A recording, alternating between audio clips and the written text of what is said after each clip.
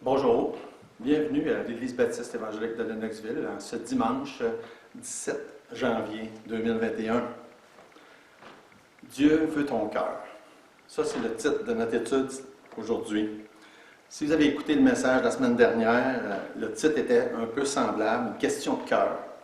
À ce moment-là, je ne pensais pas qu'il y aurait une deuxième partie, mais il y a tellement de choses à voir au sujet du cœur dans la parole de Dieu qu'on va continuer dans le même sujet aujourd'hui.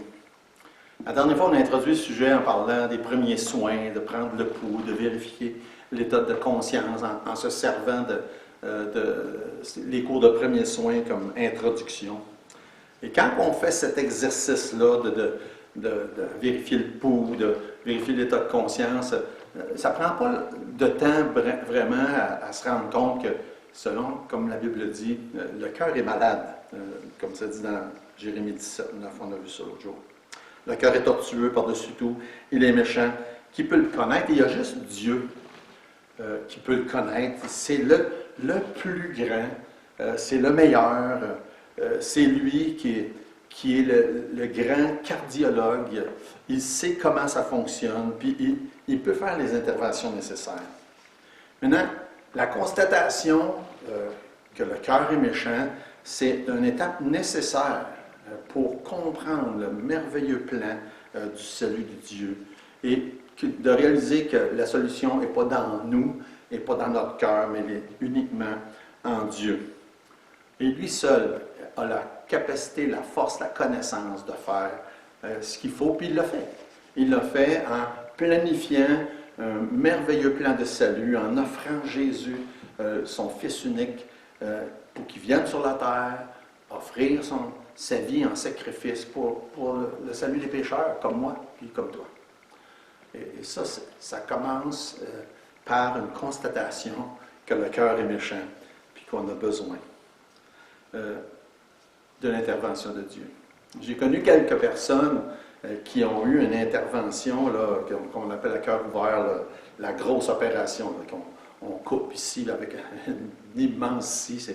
Je ne l'ai pas vu quand c'était leur opération, mais j'ai déjà vu un reportage là-dessus. C'est assez impressionnant, l'immense scie. En tout cas, je pense qu'il y a des gens qui n'aiment juste même pas en entendre parler. Là, ils rouvrent la cage thoracique, puis ils vont faire l'intervention.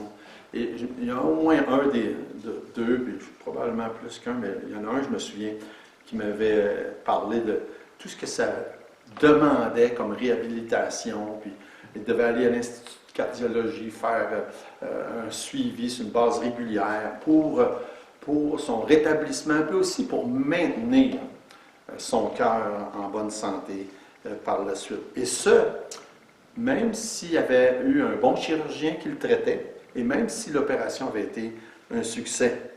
Et c'est un peu ce que j'ai en tête pour aujourd'hui. L'idée que le cœur humain, après que Dieu a fait son intervention, ça demeure un muscle. Et donc, cette application-là, ça vient aussi au plan spirituel.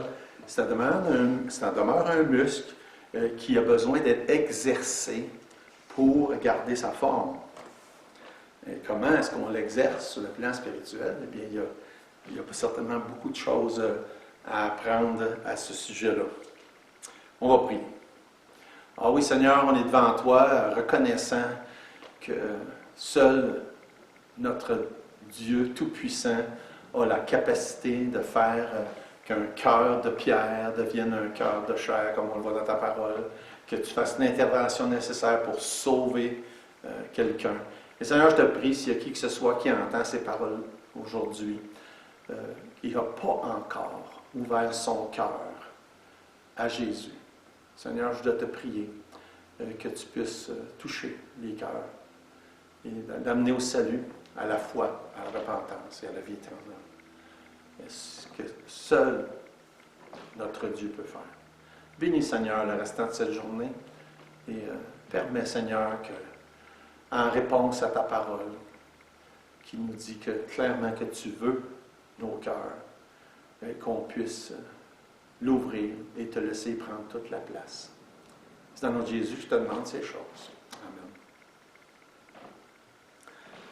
Donc, pour la santé du cœur en général, que ce soit le cœur physique ou le cœur sur le plan spirituel, il doit y avoir une balance. Physiquement, une balance entre qu'est-ce qu'on mange, puis qu'est-ce qu'on fait, comme par exemple l'exercice. Et sur le plan spirituel, bien, on peut facilement appliquer ça à une balance entre la manière qu'on se nourrit, hein, spirituellement parlant, et ce qui en ressort, comme par exemple le témoignage, le service, l'implication dans l'œuvre de Dieu. Ça prend une balance entre les deux pour garder notre cœur en santé. Pour parler de ça, on va tourner dans Matthieu chapitre 6. Je vais lire les versets 19 à 21. Matthieu chapitre 6. Ne vous amassez pas des trésors sur la terre où la teigne et la rouille détruisent et où les voleurs percent et dérobent. Mais amassez-vous des trésors dans le ciel, où la teigne et la rouille ne détruisent point, et où les voleurs ne percent ni ne dérobent. Car là où est ton trésor, là aussi sera ton cœur. Probablement plusieurs connaissent ce passage. Là où est ton trésor, là aussi sera ton cœur. C'est quoi ton trésor? Qu'est-ce que c'est? Ben, on pourrait définir notre trésor, ou son trésor, ou mon trésor, ce que je considère, ou ce que tu considères comme important. Ou encore, ce dans quoi tu décides que ça vaut la peine d'investir. Ça pourrait certainement être une bonne manière de décrire ce qui est le trésor de quelqu'un. Puis dans ce passage-là, Jésus dit que son trésor, mon trésor, ton trésor est directement relié à l'état de ton cœur. Et ça, c'est une autre idée intéressante. Ton trésor, c'est un peu comme les deux côtés d'une médaille de ton cœur. Voulant dire que ton trésor affecte la santé de ton cœur d'un côté, puis de l'autre côté, démontre l'état de ton cœur. Les deux côtés. Le trésor affecte la santé du cœur, puis démontre l'état du cœur. Si Jésus choisit de parler de ça de cette manière-là, c'est qu'il voudrait qu'on se questionne sur le sujet. C'est quel est mon trésor? Quels sont mes trésors? Qu'est-ce que je juge de si important de m'investir dedans ou d'investir dedans? Pour illustrer ça, on a aussi un autre récit que Jésus nous raconte dans Luc au chapitre 12, lorsqu'il dit, il leur dit cette parabole. Les terres d'un homme riche avaient beaucoup rapporté, et il raisonnait en lui-même, disant, que ferai-je, car je n'ai pas de place pour rentrer ma récolte?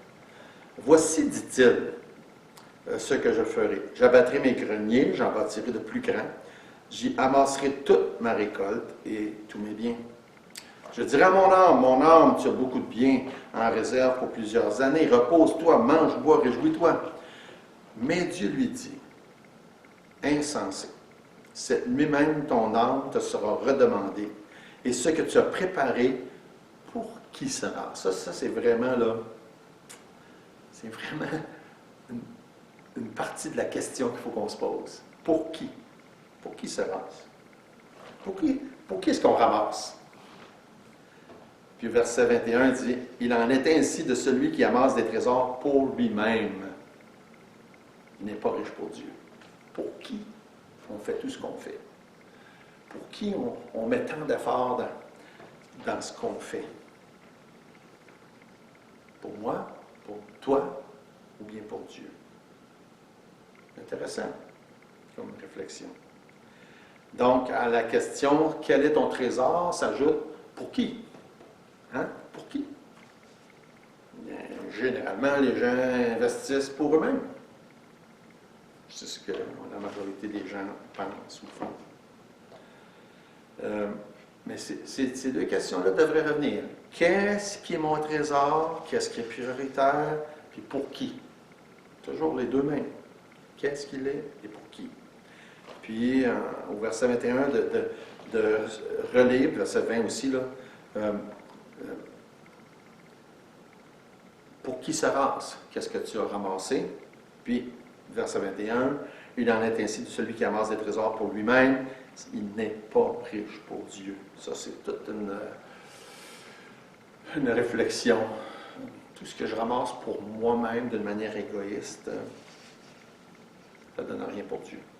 Je voudrais mentionner une chose importante parce que des fois, on part avec une idée comme ça puis on exagère. Il n'y a rien dans la Bible qui nous dit qu'on ne devrait pas avoir des possessions, des biens, des richesses. Rien, rien, rien.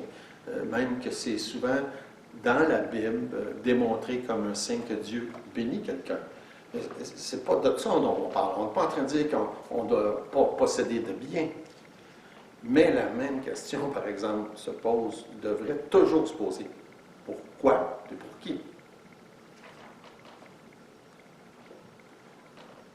Et revenir avec ça dans nos idées. Pour qui est-ce que je fais ça? J'ai médité là-dessus cette semaine pas mal. Pour qui est-ce que moi je fais ce que je fais? Ou pourquoi? Et comment je pourrais dire, ça vient me chercher quand je pense à ça. Est-ce que je le fais pour les bonnes raisons? Est-ce que je le fais pour moi? On peut faire des bonnes choses, mais pas pour les bonnes raisons. Là. On peut faire des bonnes choses, des bonnes œuvres, des bonnes actions, servir Dieu pour des fins personnelles, égoïstes. Ça fait que ça m'interpelle. Pour qui sont tes trésors? Pour qui sont les trésors de ton cœur? On en regardait l'autre jour que le cœur, ce n'est pas le siège des émotions. C'est pas, hein, on associe cœur et émotion, c'est pas ça que la Bible nous enseigne. C'est plus le siège des décisions, des choix, des buts, des efforts, des envies. Par exemple, Proverbe 25, ça dit « Les desseins dans le cœur de l'homme sont des eaux profondes, mais l'homme intelligent s'est épuisé. » Les desseins dans le cœur, les desseins, c'est quoi les desseins? Le mot dessein, le même mot dessein est traduit dans d'autres places. Conseil, bon sens, décision, décret, résolution. On parle de décision, de prise de position. Comme dans l'expression avoir du cœur, force de caractère ou de la volonté, par exemple. C'est vraiment, ça c'est très proche de la signification biblique du mot cœur. Revenant à ça, quels sont tes projets? Quels sont les projets de ton cœur? Tes desseins. Ou encore, pour qui? Pour qui sont-ils? Pense-y, là. Avant de répondre. La Bible dit qu'il y en a beaucoup de sortes de choses dans le cœur. Juste donner des exemples. Là. On a vu le dessin, il y a le mot projet aussi. Dans le Proverbe 19-21, ça dit qu'il y a dans le cœur de l'homme beaucoup de projets. Très semblable au mot dessin. Là. Mais c'est le dessein de l'Éternel qui s'accomplit. Ça, c'est intéressant parce que ça nous amène plusieurs choses. Les projets prennent naissance dans le cœur. Ça, c'est intéressant. On ne penserait pas nécessairement à ça. Surtout quand on pense que le cœur, c'est vraiment le siège des émotions, que les projets, les décisions, la planification, ça vient du cœur. Ça commence dans le cœur. Ils ne se concrétisent pas tous, pas toujours. Ça, c'est tout à fait normal, on le sait. Mais selon la Bible, c'est ceux qui sont selon le dessein de Dieu qui s'accomplissent. Et ça, c'est un sujet intéressant parce que ça nous amène sur beaucoup de choses. Entre autres, ça met en évidence le principe de la prière dans la volonté de Dieu. Et si le cœur de l'homme est en harmonie avec le cœur de Dieu, les projets vont être conçus dans la prière, puis ils vont être selon sa volonté. Ça, je vais répéter cette phrase-là. Si le cœur de l'homme est en harmonie avec le cœur de Dieu, les projets vont être conçus dans la prière, puis vont être soumis à la volonté de Dieu. Comme la Bible dit, il y a beaucoup de projets dans les cœurs. Des bons, des mauvais. Il y en a qui s'accomplissent, il y en a qui ne s'accomplissent pas. Il y en a qui sont selon la volonté de Dieu, puis il y en a qui ne le sont pas. Mais si le cœur est en harmonie avec Dieu, ils vont être conçus dans la prière, puis ils vont être selon sa volonté. J'aime beaucoup cette pensée-là. La Bible parle de toutes sortes d'autres choses qu'il peut y avoir dans le cœur, le péché ou l'iniquité, par exemple. Psaume 58, verset 3, ça dit « Loin de là, dans le cœur, vous consommez des iniquités. » Fait que dans le cœur, je dis, vous consommez, vous mangez, vous nourrissez d'iniquités. C'est la violence de vos mains que vous placez sur la balance. Ça, il parle en général. Il peut y avoir ça dans le cœur. Il y a ça dans le cœur quand ça dit que le cœur est mauvais, entre autres. Proverbe 12, 25, il est question qu'il peut y avoir de l'inquiétude dans le cœur. Ça dit là, Proverbe 12, 25, l'inquiétude dans le cœur de l'homme là-bas, mais une bonne parole le réjouit. Il peut y avoir l'inquiétude. Il peut y avoir la joie aussi, comme ça dit dans le même verset, parce que ça dit une bonne parole le réjouit. Réjouit le cœur de l'homme, c'est de ça dont il est question. Ça fait qu'il peut y avoir la paix, la joie. Dans Colossiens 3,15, ça dit que la paix de Christ à laquelle vous avez été appelés pour former un seul corps règne dans vos cœurs. La paix peut, puis Dieu veut que la paix règne dans nos cœurs. Et ça se passe quand Jésus lui-même règne dans nos cœurs. Et même si le cœur, ce n'est pas le siège des émotions, il y a dans le cœur des émotions aussi, comme la joie, comme la confiance ou l'inquiétude, par exemple. Donc oui, il va y avoir des émotions dans le cœur, mais ce n'est pas ça, à prime abord, que le cœur représente. Par exemple, Psaume 28, 7, ça dit « L'Éternel est ma force, mon bouclier. En lui, mon cœur se confie. Je suis secouru. J'ai de l'allégresse dans le cœur. L'allégresse, c'est de la joie. Je le loue par mes chants. » L'allégresse, la force, la confiance, tout ça ne vient pas du cœur humain. Ça vient de Dieu. Quand c'est lui qui est ta force, ton bouclier, comme c'est dit dans le début du verset 7, dans Psaume 28. Si l'Éternel est ta force, ton bouclier, ton appui, là, à ce moment-là, ton cœur est dans la joie, dans la confiance. Et à l'inverse, comme on a vu dans Proverbe 12, mais c'est l'inquiétude. C'est l'inquiétude. Il peut y avoir de l'inquiétude dans le cœur ou bien du trouble. Une histoire qui nous rappelle ça, c'est dans Jean chapitre 14, quand Jésus est avec ses disciples dans la nuit, il a été livré, ils sont dans la chambre haute, ils partagent un repas. Et c'est vraiment un moment spécial parce que c'est très intime. On a l'impression d'être un voyeur là, quand on lit ces chapitres-là, où est-ce qu'on est comme un petit oiseau dans le coin en train de voir un temps vraiment particulier que Jésus passe avec les siens.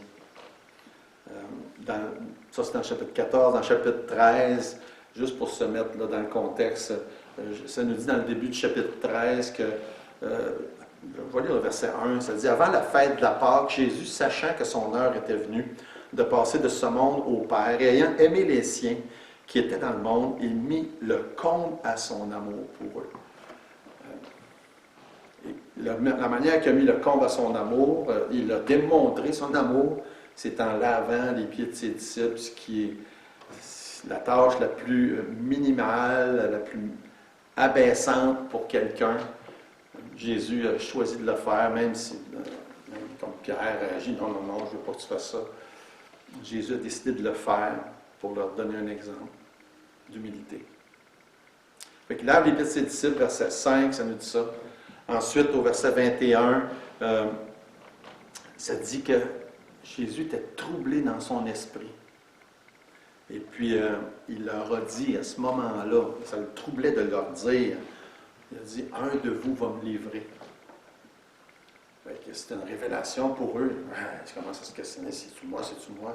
« Un de vous va me livrer, » Jésus dit. Et ça lève la tension d'un cran, peut-être même deux, quand Jésus dit ça, pour lui et pour les siens. Ensuite, il leur partage le nouveau commandement, verset 33, 34, aimez-vous. On dit, c'est à ceci que tous connaîtront que vous êtes mes disciples à l'amour que vous aurez les uns pour les autres. Je vous donne un commandement nouveau. Aimez-vous les uns les autres comme je vous ai aimés. C'est vraiment comme le moment,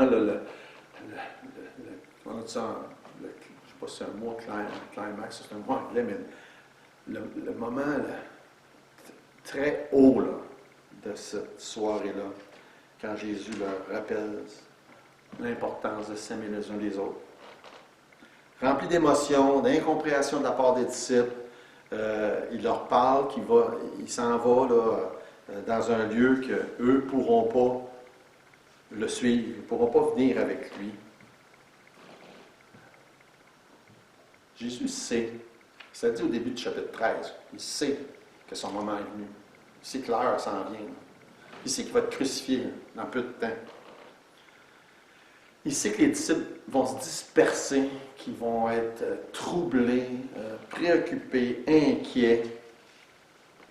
Et c'est pour ça, c'est dans ce contexte-là qu'il leur dit, dans le début du chapitre 14, verset 1, que votre cœur ne se trouble point.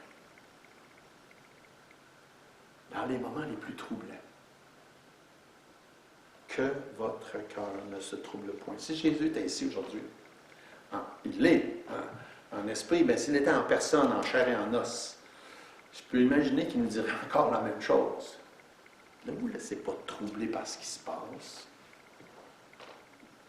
Oui, il y a des moments troublants qui existent. Probablement de nos jours, autant, peut-être plus que on entend toutes sortes de choses. Il y a des gens qui sont vraiment troublés. J'ai entendu une triste nouvelle cette semaine d'un médecin qui s'est enlevé la vie. Là. C'est pas drôle. C'est pas drôle. Être troublé au point de faire ce geste-là ultime. Et il y a des enfants de Dieu qui sont troublés. Jésus dit que votre cœur ne se trouble point. Et la solution, croyez en Dieu, croyez en moi, Jésus dit. La foi. C'est la foi, la réponse, la solution. Et comme on le voit dans d'autres occasions, là, on peut presque, en tout cas, avec l'imagination, on sent l'émotion dans la voix de Jésus qui dit que votre cœur ne se trouble pas. Laissez-vous pas troubler, laissez pas votre cœur être troublé par tout ce qui se passe autour. Croyez. Croyez. Jésus ne veut pas qu'on soit troublé. Il ne veut pas qu'on ait le cœur troublé. Et mon cœur, ton cœur, notre cœur est troublé quand il s'appuie pas sur quelque chose de solide. Et tant de gens s'appuient sur tant de choses qui ne sont pas solides. Peut-être plus que jamais. Quand on s'appuie sur Dieu par la foi, en croyant ce qu'il dit, c'est la manière de ne pas être troublé. Mon cœur est troublé s'il s'appuie sur des choses chambranlantes, instables. Puis en revenant dans Matthieu 6, où ça dit « Ne vous amassez pas des trésors sur la terre où la teigne et la rouille détruisent, où les voleurs percent et dérobent. » C'est un exemple des choses qui ne sont pas stables, qui ne sont pas fiables, qui ne sont pas sûres, qui ne sont pas solides, sur lesquelles beaucoup, puis tant de gens s'appuient.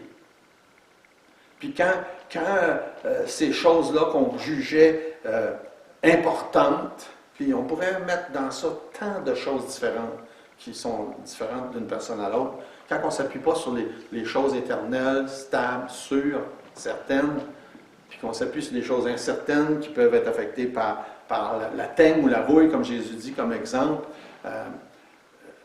les gens s'appuient sur... Quand on est dans des temps comme là où c'est très instable au point de vue politique, c'est instable au point de vue économique, c'est instable au point de vue de la santé, instable au point de vue de l'environnement. Les gens sont instables. Beaucoup de gens ne savent pas sur quoi s'appuyer. Eh bien, c'est de ça dont Jésus parle. Et quand on ne s'appuie pas sur les bonnes choses, eh bien, on va être troublé. Notre cœur va être troublé. À l'époque, on a dit que les gens mettaient beaucoup d'importance dans les beaux tissus et aussi dans les métaux. Et c'est pour ça que Jésus prend ces deux choses-là comme exemple.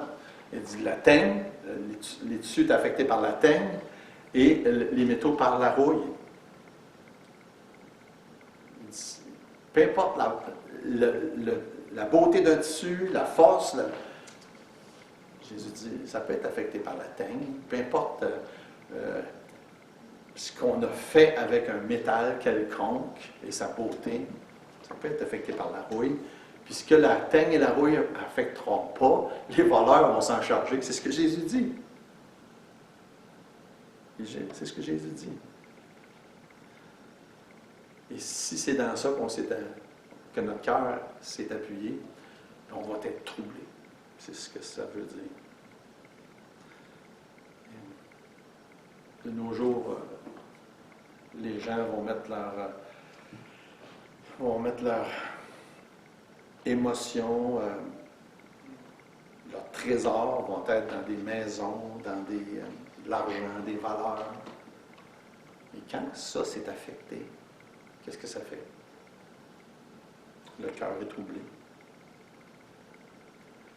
C'est pour ça qu'il dit, amassez-vous pas des trésors. Encore là, l'idée, c'est pas de ne pas avoir, que Dieu ne veut pas qu'on ait des choses qu'on amasse, mais ce ne soit pas ça notre trésor.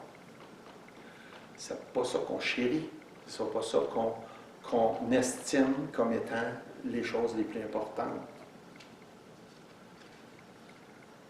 Et encore une fois, qu'est-ce qui est ton trésor?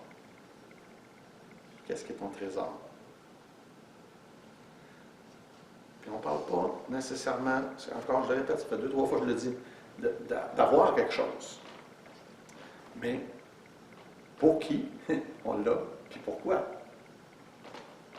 Pour qui et pourquoi? Je pense que j'ai déjà raconté, en tout cas, je ne me rappelle pas toujours, mais je me souviens d'en avoir déjà parlé, quand Jérémie était ado, je ne sais plus, peut-être même, peut-être à l'âge du cégep, je ne me souviens plus. À un moment donné, il avait mis un poster, pas de meilleur mot en français pour ça, pour moi. Un poster dans sa chambre. Et un poster qui m'interpellait quand j'entrais dans sa chambre. Puis ma femme m'a souvent reproché des fois de répéter trop souvent la même chose. On aurait dit que ça m'interpellait tellement qu'à chaque fois que j'entrais dans sa chambre, je me sentais quasiment obligé de faire un commentaire dessus. Il y avait un poster d'une immense maison. Puis, une maison là, qui vaut dans les millions.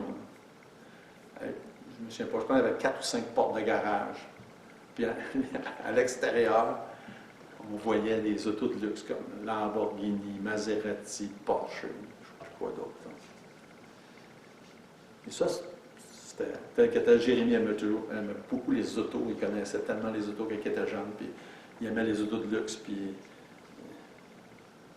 il pensait, il étudiait en business à l'école, il pensait faire de l'argent, puis peut-être avoir une grosse maison, puis des autos de luxe, surtout. Mais sur ce poster-là, c'était écrit « Motivation pour aller à l'école longtemps ». C'est surtout ça qui m'interpellait. Motivation pour aller à l'école longtemps. Et souvent, comme je dis, ça m'interpellait. Puis là, je répétais, Jérémie, si tu as de l'argent, des maisons, des autos, c'est pas grave, ça, c'est pas un problème. Dieu n'est pas contre ça. En autant que ça serve à faire de quoi pour les autres, puis glorifier Dieu. J'ai répété souvent ça. Je me disais peut-être que ça rentre par une oreille, ça sort par l'autre, puis peut-être que c'était le cas. Mais à un moment donné, Dieu a changé son cœur. Puis peut-être que ça l'a fait de son chemin. En tout cas, peu importe. Je pense à ça quand je pense à ce sujet-là. Ton trésor. Pour qui et pourquoi? Ton trésor, est-ce qu'il est d'une manière égoïste, puis c'est ça que tu as, que tu penses qui est cher, puis à tes yeux, c'est tout ce qui compte? Ou bien tu amasses pour que Dieu se serve de toi pour bénir d'autres, puis aussi pour l'œuvre de Dieu. Jésus continue verset 20 en disant « Amassez-vous des trésors dans le ciel où la teigne et la rouille ne détruisent pas, où les voleurs ne percent ni ne dérobent. Il met en opposition. Il dit, fais pas un puis fais l'autre. Où est-ce que les éléments affecteront pas? Au ciel, la teigne, la rouille, les voleurs ne pas. C'est un passage qui sert à nous enseigner des bonnes valeurs, des bons principes. Mais c'est aussi un passage qui nous parle du cœur, parce que ça dit que ton trésor va révéler l'état de ton cœur. Est-ce que ton cœur est attaché à des valeurs périssables ou ton cœur est attaché à des valeurs éternelles?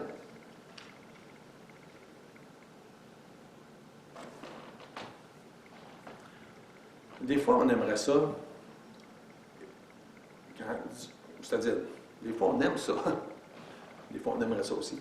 Et quand Dieu dit des choses spécifiques, dit, bon, ben c'est ça que tu dois faire, c'est pas ça que tu dois faire. Puis sur ce sujet-là, c'est spécifique. Puis, entre autres, par exemple, dans 1 Timothée chapitre 6, j'aime ça pour plusieurs raisons, mais une des raisons, c'est que ça dit recommande-leur ça. Dieu dit à Paul de nous recommander ça. Ça veut dire quoi? Ça veut dire que ce sont les recommandations de Dieu. Ça veut dire, sur certains sujets, Dieu est clair, sur d'autres sujets, il est moins clair. Là, il est clair. Il dit, recommande-leur ça. Je vais lire. Le ça, c'est quoi? 1 Timothée 6, verset 18, ça dit, recommande-leur de faire du bien, d'être riche en bonnes œuvres, d'avoir de la libéralité, de la générosité et de s'amasser ainsi pour l'avenir un trésor placé sur un fondement solide afin de saisir la vie véritable. Ça, c'est ce que Dieu nous recommande. Et c'est tout relié ensemble avec le cœur, le trésor, ce qui doit être important pour moi, les valeurs terrestres, les valeurs éternelles.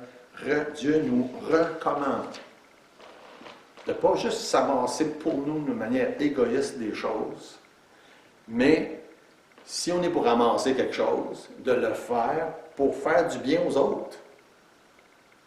C'est ce que ça dit. Recommandant de faire du bien, d'être riche en bonnes œuvres, d'avoir de la libéralité. Libéralité puis générosité, les deux parlent de la même chose. Et ça va nous permettre d'amasser des trésors au ciel. C'est ce que ça dit. De s'amasser ainsi pour l'avenir un trésor placé sur un fondement solide afin de saisir la vie véritable.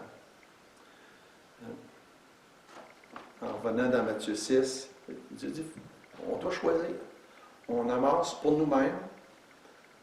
Tout ce qui est important, c'est pour moi, pour les choses périssables, ou bien ce que Dieu me permet d'amasser, que ça serve pour lui, pour sa gloire, pour son œuvre, de manière libérale, comme ça dit, avec générosité. Et là, ça va être des trésors éternels dans le ciel. Donc, pour qui on amasse? Pour Dieu? Pour les autres? Pour moi, seulement moi. C'est ce que Dieu nous demande. Fais pas un, fais l'autre. Car là où est ton trésor, là aussi sera ton cœur. Mais il y a question d'investissement. Dans quoi on investit, puis où on investit? Dans le ciel, sur la terre, pour le temporaire, l'éternité. Quand je pense à ça, je me suis loin d'être qualifié pour parler d'investissement. Je suis probablement une des personnes les moins qualifiées pour ça. J'ai pas investi personnellement beaucoup dans ma vie. En tout cas, je ne suis pas un exemple dans ce domaine-là. Par contre, j'espère et sincèrement que je vais avoir quelques investissements dans l'éternité.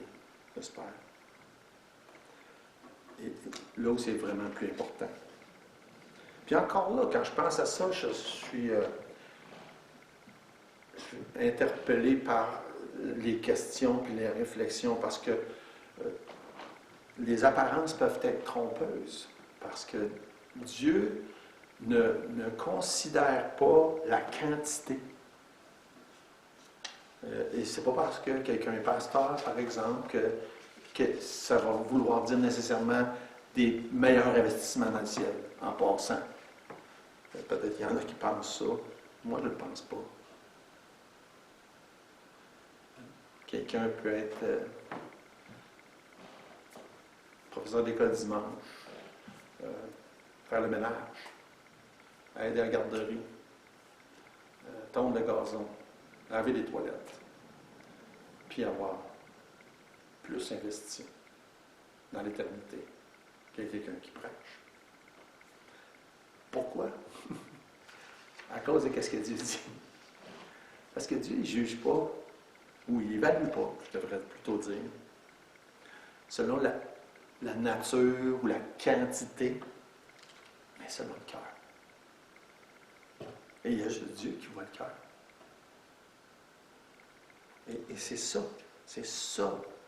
qui l'intéresse. C'est ça qui le préoccupe.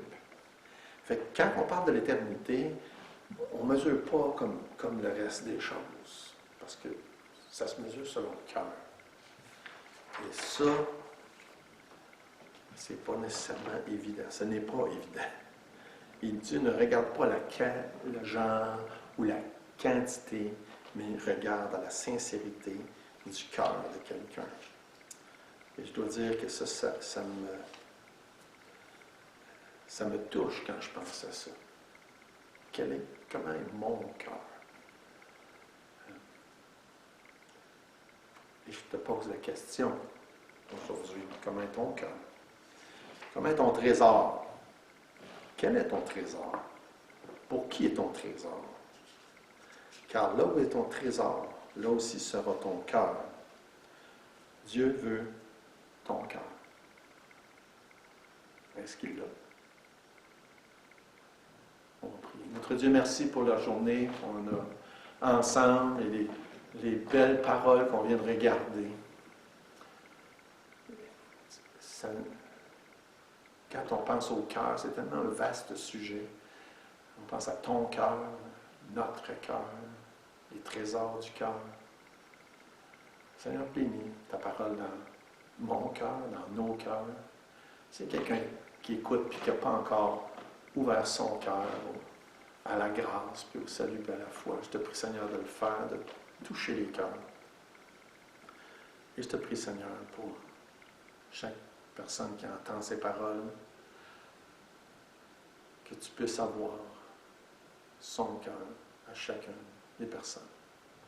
Bénis le restant de la journée, Seigneur. Bénis ta parole dans nos cœurs. Et c'est dans le nom de notre bien-aimé Sauveur Jésus, justement, ces choses. Amen. Eh bien, que Dieu vous bénisse, puis à la prochaine fois.